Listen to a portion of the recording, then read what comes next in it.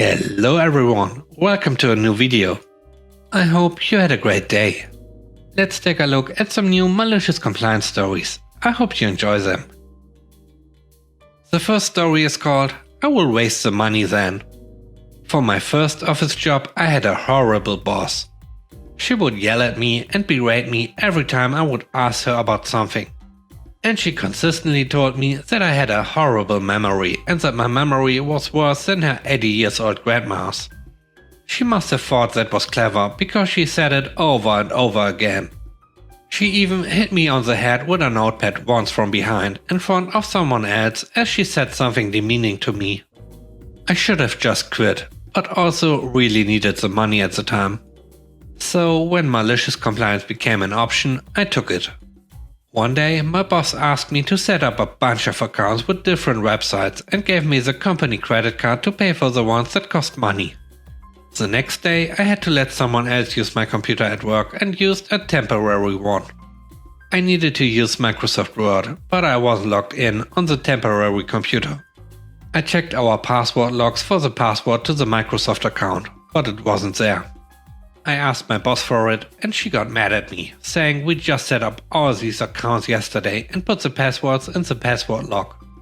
I explained that the company had a Microsoft account long before I had gotten there, and on my old computer I didn't have to log into it because it was already logged in when I started using it. She realized we hadn't set up an account with Microsoft the day before and apologized. Then she told me to go set one up since we hadn't done it the day before. I explained that we'd already had one that I'd been using, but I don't think she understood the concept that you don't need a separate account for each computer. Because she used the company's Microsoft account on her computer every day. She told me we hadn't set up the Microsoft account the day before and insisted I again had a terrible memory. She thought I thought we had set one up the day before and that she had to remind me we hadn't. I gave up trying to explain that I just needed the password for the account they'd already had for years. She told me to use the company credit card to go set up an account with Microsoft. So I did. I got a 1-year subscription which cost $130 and they would have to renew it each year. I left shortly after that. I don't know if they still use that account, but I'd like to think that they do and that in the past few years they've had to renew it a couple of times, paying $130 to do so each time. The next story is called Thanks for the Trip. I took a position within my company that required a cross-country relocation from the West Coast to the East Coast, along with a change in corporate divisions. I knew as part of this deal I'd have to return to the West Coast once or twice a year, a total of maybe 6 to 8 days a year, to handle some integration things. So I packed up, left family and friends, and get happily settled in at the new job. A few months go by before the topic of a return trip to the West Coast pops up in a meeting. The guy that organizes our release schedules has pulled some dates for the trip. It's a Monday to Thursday. We coordinate with the customer and carve all this into granite. Let me take a quick detour here. The guy who maintains our schedule is Dean. Dean is paid a princely sum to maintain an MS project schedule and do a couple of other simple things. Dean doesn't seem willing to use the MS project feature that allows you to import holidays into your schedule. So he once picked some arbitrary dates for some hardware techs to do work over what turned out to be Thanksgiving. It happens that this division of Mondo Corps doesn't pay us to travel on weekends and Dean has me meeting the customer on a Monday morning. I bring it up in our next staff meeting to confirm that, indeed, unlike my old division, they won't pay for weekend travel. My manager says, nope, no pay for weekend travel. I'm not happy that I have to donate half a day on Sunday to the company. I have a little epiphany. I ask if Friday travel is authorized. My manager says, sure, why not? I asked again. I can fly back to the West Coast on Friday morning, get a rental car, stay 3 extra nights and Mondo Corp will pay? The answer is still yes. I spent the weekend revisiting my favorite eating haunts, visiting family, visiting friends and in general having a good time. All paid by Mondo Corp. I get to work Monday morning with a nice tan and a bit of a hangover. I hope you enjoyed today's video so far. If you like the video, don't forget to press the like button. It really helps the channel to grow. And now, on to the next story. The third story is called Never Challenge a Hot Sauce Guy. I was with a group of friends at an outdoor market and we were checking out several different vendors. One happened to be selling a variety of different salsas, sauces and potions of death. Really hot sauces. Being young, dumb and wanting to show off to our female friend in the group that stupid testosterone poisoning, I bragged to said vendor about my tolerance for heat and to hit me with the hottest sauce he's got. In retrospect, this may have been a miscalculation on my part. I can't for certainty testify that he had a wicked gleam in his eye as he accepted my challenge. Details have been rendered a bit fuzzy by time and pain.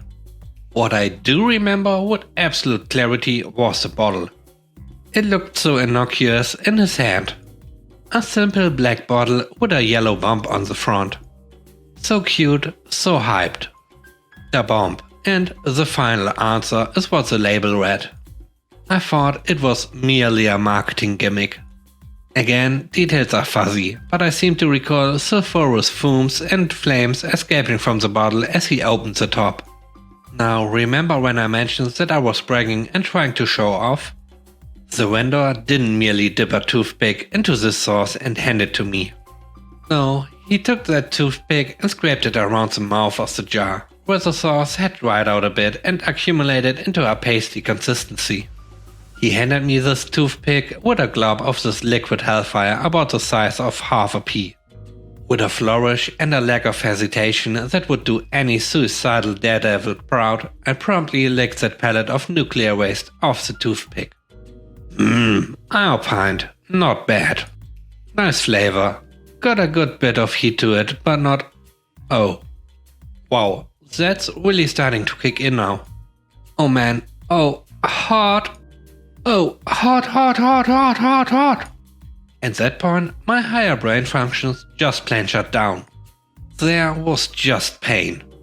I had enough of my faculties left to know that water was just going to feed this nuclear fire in my mouth. In front of the stall, the vendor had set up a bowl of tortilla chips for people to attempt to absorb some of the heat from lesser sauces. I started shoveling these in my mouth as fast as I could, but there was no help to be found there. That little pellet of white hot pain was just amused at my attempts to extinguish it. The vendor offhandedly remarked that there was an ice cream stand across the way and the dairy and sugar would likely help. I ran to the ice cream stand, only to find a line about 10 people deep. Breathing too much seemed to anger the nuclear bomb that had gone off in my mouth and throat. So I tried to keep it shallow and stay just this side of maintaining consciousness. Why, I'm not sure. Passing out seemed like a perfectly reasonable thing to do at the moment. Then maybe the pain would stop. I got up to the stand and I'm guessing I wasn't the hot sauce vendor's only victim that day. The angel of mercy ice cream lady inquired, "Let me guess, hot sauce guy?" I nodded affirmative, not trusting myself to open my mouth and let in any molecule of oxygen that might turn the heat up even higher.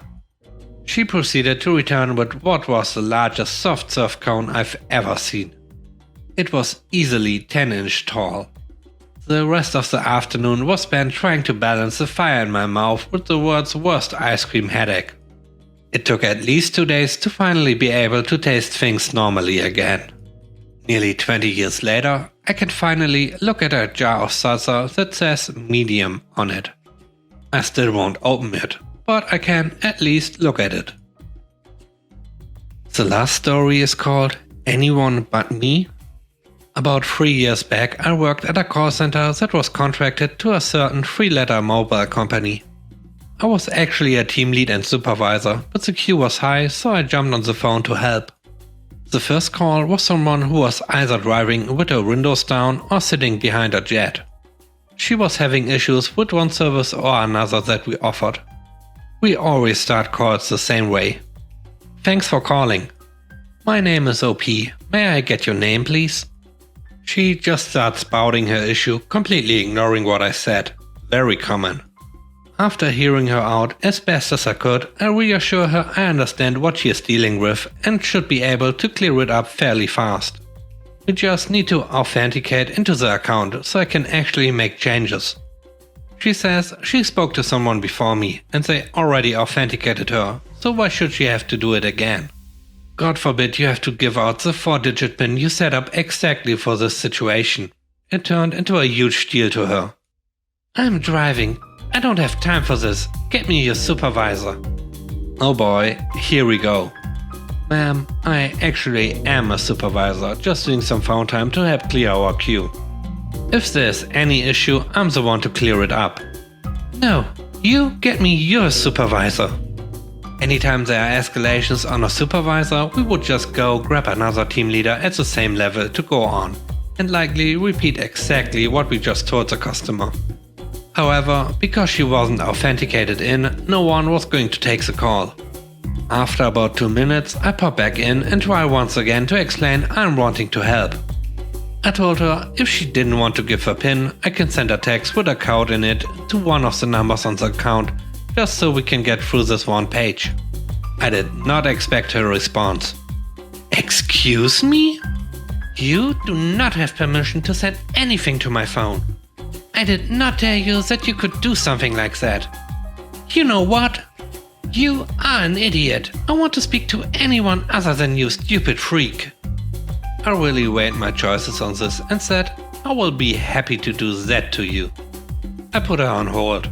After about 4 minutes, muted my phone and took her off for about 20 seconds. Then put her back on hold another 3 minutes. Then I pulled up my company directory, picked an affiliated company phone number and hit transfer. I stayed on the line long enough to hear the other line get answered. Thank you for calling McDonald's corporate headquarters. And then I just dropped the line. Thanks for watching the video. I hope you enjoyed it. If you did, please consider subscribing to the channel for more content. Let me know what you think about the stories in the comment section below. Have a great day. Bye bye.